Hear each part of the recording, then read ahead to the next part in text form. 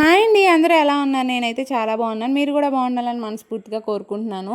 మా వారినైతే ఆఫీస్ నుంచి వచ్చిన తర్వాత బావ కొంచెం బయటికి తీసుకెళ్ళవా, మూడ్ అసలు ఏం బాలేదు అని అంటే అసలు ఒక క్షణం కూడా లేట్ చేయకుండా సరే పద వెళ్దాము అని అన్నారు. నా పనులన్నీ ముగించుకొని పిల్లలకు కూడా ఫుడ్ తినిపించి వెళ్ళేసరికి అయితే 9 అయిందనమాట. మేము ఇంటి నుంచి బయలుదేరేసరికి మా చిన్నదాయి అయితే చూసారా చల్లగాలికి పొడుగుని పోతుంది. ఎక్కడికి వెళ్ళాలి అని ఆలోచించగా మా వారు అన్నారు ఎన్టీఆర్ మ్యాక్డీకి వెళ్దాం అన్నారు.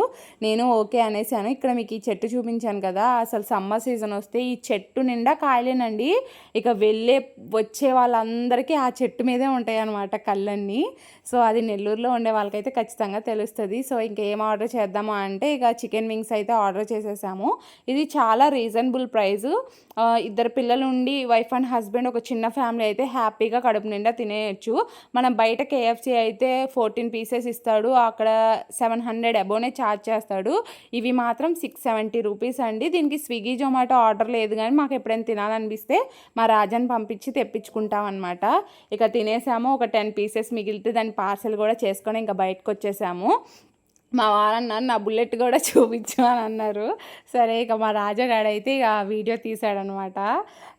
అంటే తనకది కోరిక. ఇక ఇంటికైతే బయలుదేరిపోయామన్నమాట. సో ఇక్కడైతే ఈ టెంపుల్ కొత్తగా కట్టారు. అండ్ ఈర్కల పరమేశ్వరి టెంపుల్ ఎంతమందికి ఐడియా ఉందో నాకైతే చెప్పండి కామెంట్లో. ఈవిడ ఇక్కడ వెలిసిన ఆవిడ మా గ్రామ దేవత. సో ఫైనల్గా అయితే ఇంటికైతే వచ్చేసామండి. కొంచెం రిలాక్సేషన్ అనిపించింది. సో మీకు కనుక నా వీడియోస్ నచ్చినైతే please do subscribe my channel. Bye.